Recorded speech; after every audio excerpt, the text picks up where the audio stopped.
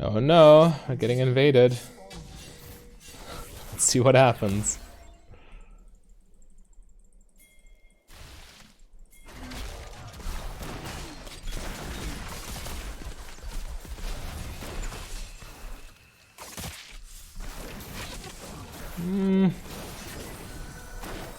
We get a heal out of them. So I guess it's better than nothing. Hello my fellow misfortunates and welcome to another solo queue game on my Smurf account. Currently sitting in Platinum, but I want to get this to Diamond as well, so I'm playing on it. And Emax Misfortune, it was a viable build, but then they took away Misfortune's attack speed, and builds that didn't buy attack speed in any way, shape or form really fell off. But now that they give her attack speed back, it's all of a sudden a viable pick again. So this is why we're playing it. I will explain along the way. Misfortune's E is just broken, which is why this build works. The only way through which it is balanced is mana cost, and we have Maniful Band and Biscuits to deal with that. But as soon as you hit level 9, you can essentially set up your ults by yourself, because E is a 60% slower at rank 5. And if you go for enough cooldown reduction, we can have crazy utility in teamfights as well. So that's the entire idea. If you want to play Misfortune build that's entirely centered around your ulti, and it's definitely this one, no doubt. But first of all, let's play the lane phase without committing too many mistakes.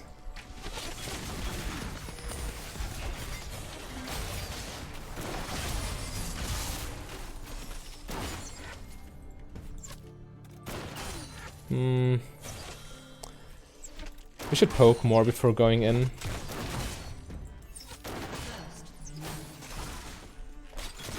Like this. The guaranteed Arcane Comet is cherry on top. They really can't dodge it. Oh no. No, I lose my minions.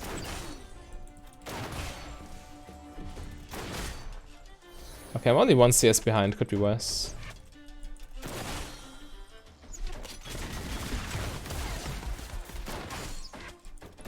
I can't really do anything against this. They're slowed, especially when you get a little bit more points in E. You can get the Q crit off of this, because E damages minions enough to the point.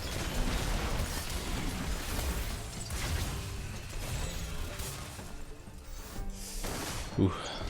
Alright. Yeah, E gets to the caster minions then low enough for Q to execute them. You see, I mean, Ashe cannot really trade back against us. It's super oppressive in lane. Yes, you need to take care with your mana early game, but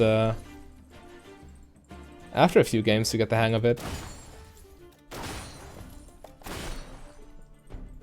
And you also always want to trigger Biscuits when you have as little mana as possible, because they restore a percentage, right? And yeah, it's Emax first, Qmax second, Wmax last.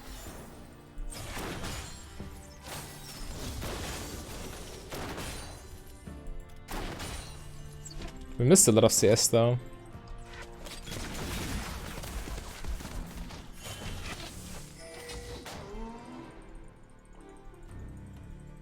Yeah, we can take this, true.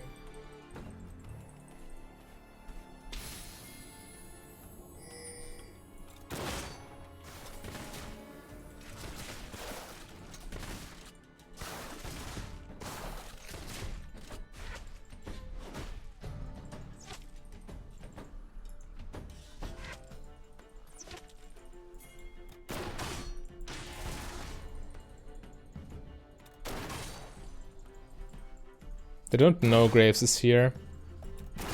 Had this bush been warded, Nautilus would have grabbed me.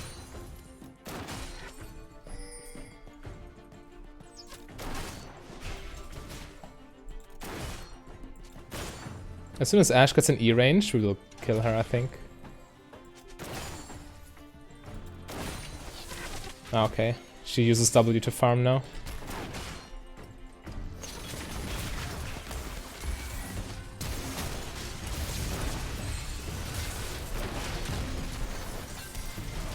Getting her flash is also fine. Don't get hooked under tower. Okay, but yeah, you see the E allows Set to catch up to her so quickly, because she literally can't move. Even at 1 skill point, E's slow is quite potent, but at rank 5 it's 60%. It gets plus 5% with every rank up.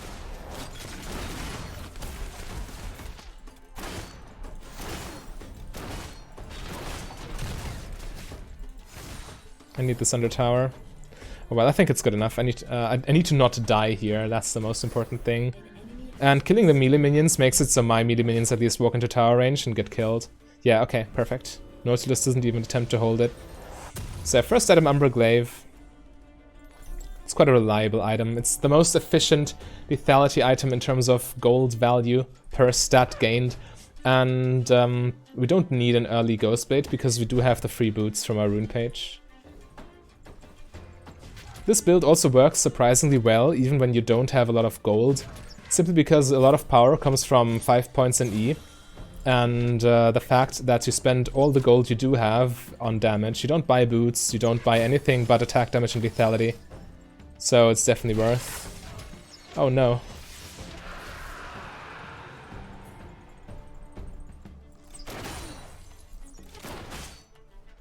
My cannon minion. As soon as we hit level 6, this is going to be very nasty for them. Obviously they have a lot of ways to interrupt me, but still, the constant threat of my ulti in combination with a right now 50% AoE slow.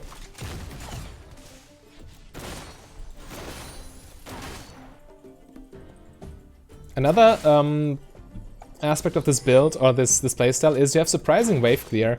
Because your E, starting from level 7, so rank 4, in combination with one auto attack, will instantly kill the caster minions and also get the melee minions quite low.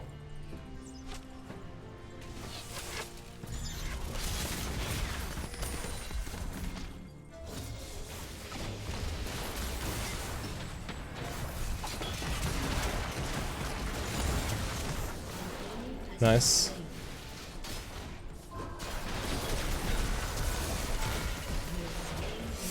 Alright, our jungler dies for this, but it's still a big net positive for us, because Ashe now loses all this farm. Can't farm while you're dead, huh?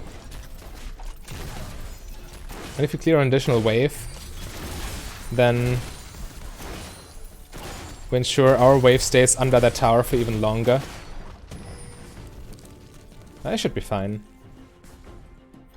Yeah, nobody's here to punish this. Okay. Perfect. You see an extra wave under tower, so Ashe loses as much as possible. And we get platings. And now we get to spend our gold and push our lead with item advantage. Guess we can get rid of this one. Make space for our boots, which will arrive soon. When you sell a biscuit, you still get the max mana, so the 50 mana increase, you still get it when you sell it.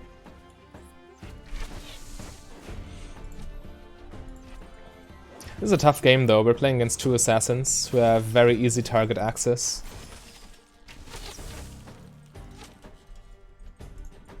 Need to keep that in mind in the mid game for sure.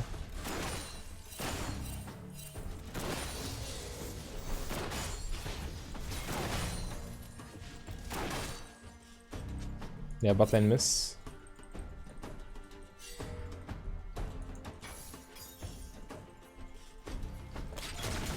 So we just hard push.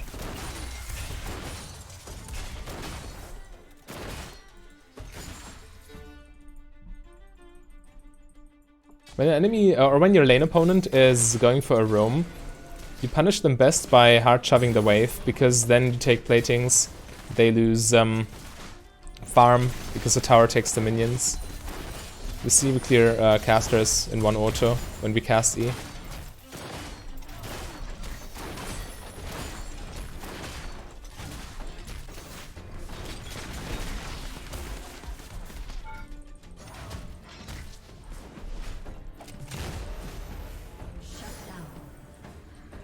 Where? Top lane, okay.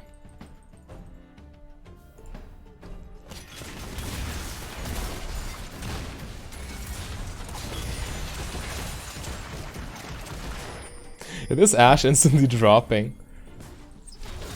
Take tower and kill them.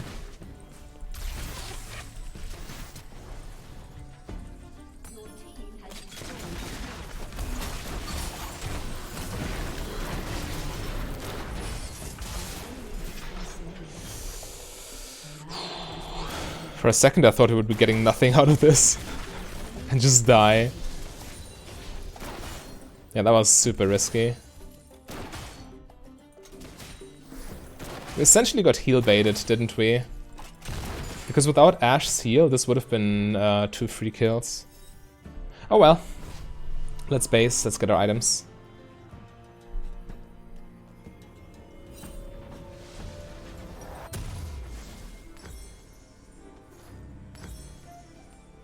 Yeah, looks fine. Okay. I'm not sure which item build is optimal nowadays. Obviously still lethality stacking, but do you want Death Stance at some point? That's a question we need to answer. And also which lethality items? How much cooldown reduction is really necessary? You know, that kind of stuff. When do we go for Last Whisper item?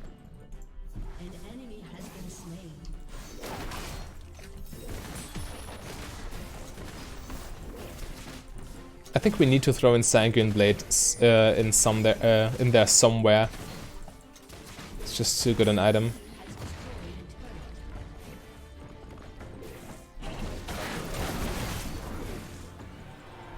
Alright, we trade Drake for Rift Herald, it seems.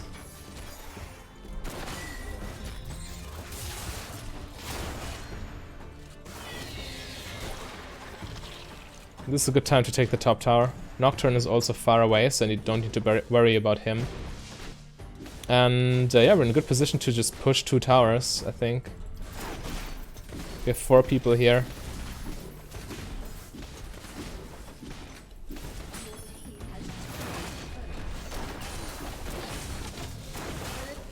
And we can definitely all in them with...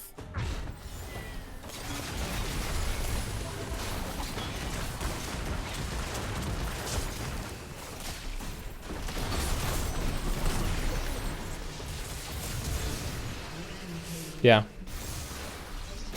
That's roughly how I imagined it would go.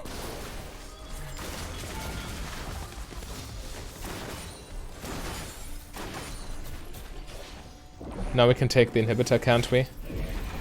Ah, death timers are still fairly low. Inhibitor might be a little bit of a stretch, but at least this Herald will get 1 more charge against their inhibitor tower.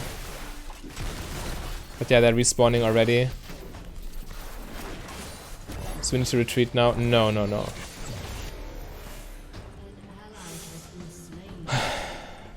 Should have listened. But what can you do? Yeah, they didn't watch the death timers, evidently. Ah, it's okay. Mistakes happen. We're still ahead as a team.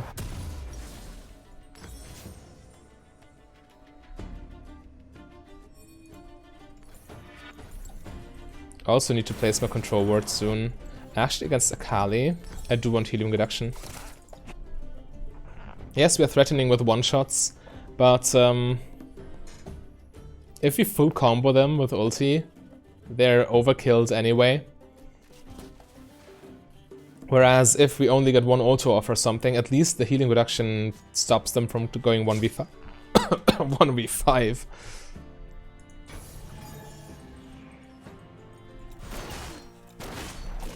I'm not sure if it's correct though. The thing is, with this build you can apply Grievous Wounds so easily because you can just cast E and Arcane Comet, which is physical damage, will do the rest.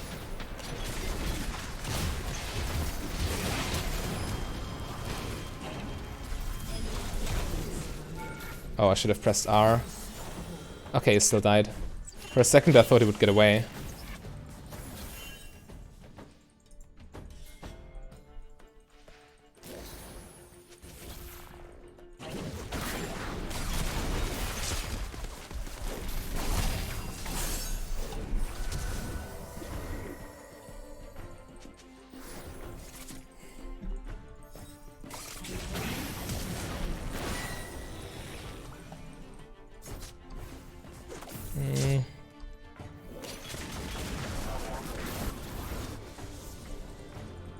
This is super risky what I'm doing, by the way.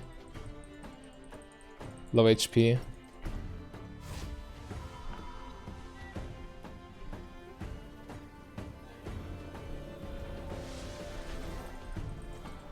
Yeah, I placed it in the Dragon Pit. It spawns in 1 minute. Guess that's a fine place for it.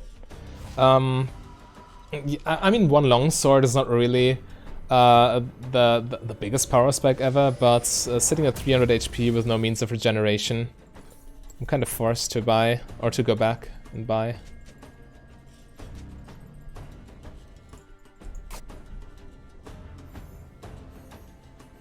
I seem to figure out the best build path for Emacs. I haven't played it in so long, and the meta has shifted by quite a bit. In the meantime, let's defend the tower.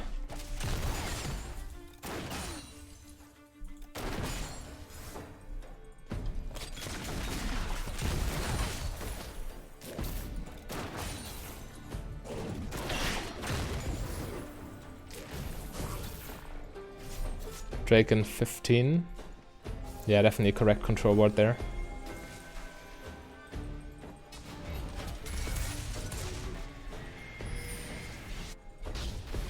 We can rush it. They don't have vision. Oh, okay, now they do have vision.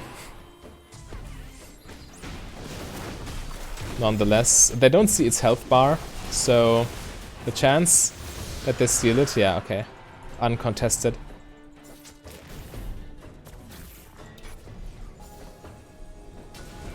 But that's always something you need to keep in mind when you go for a dragon or a baron.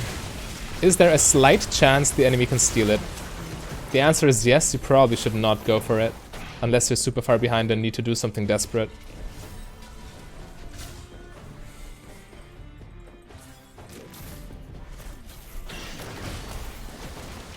Just safely take the tower.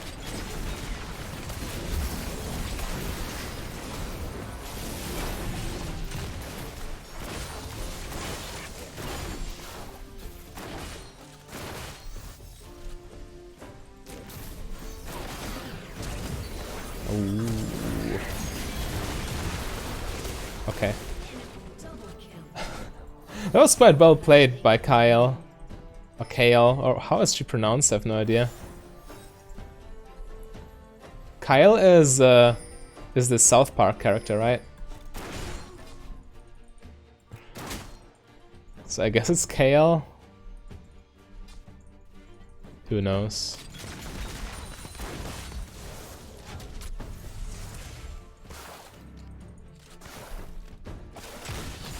Ooh, juicy.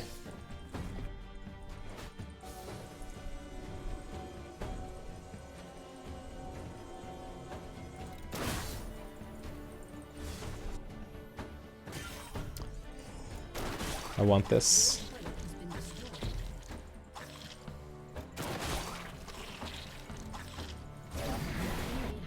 Good job. This is one of the build's weaknesses. You're very, very slow taking Baron and Dragon because no attack speed, right? So, I mean, in terms of power level, this build's definitely not as strong as Sanguine Blade Misfortune or Crit Misfortune or Mana Mean Misfortune, but it's a very fun and different playstyle. And sometimes you need a little bit of variety.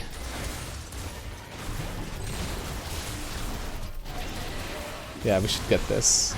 Nice.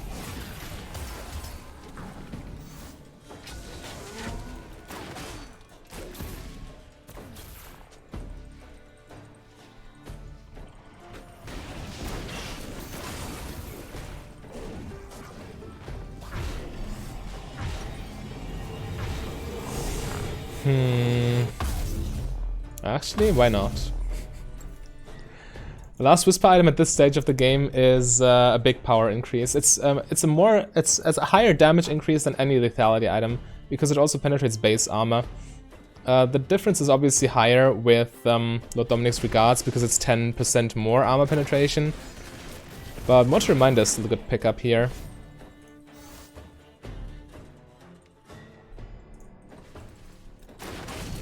And I had the gold for it. And if you have the gold to complete an item, chances are it's your best option.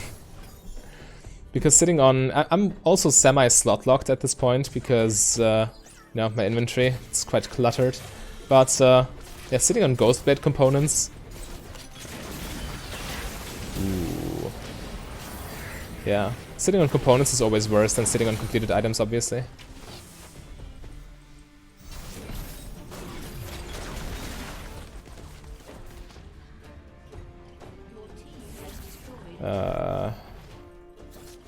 There he goes. I was so sure he would go on me.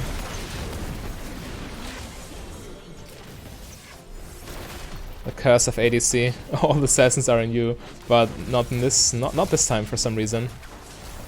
We can dive Akali though. She's too low.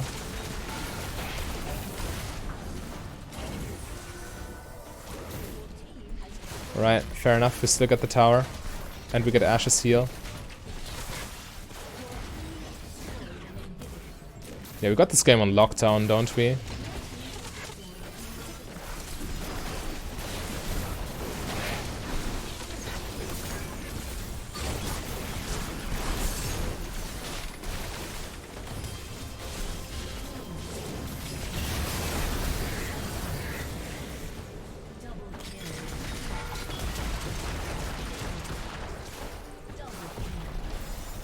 Nice, GG.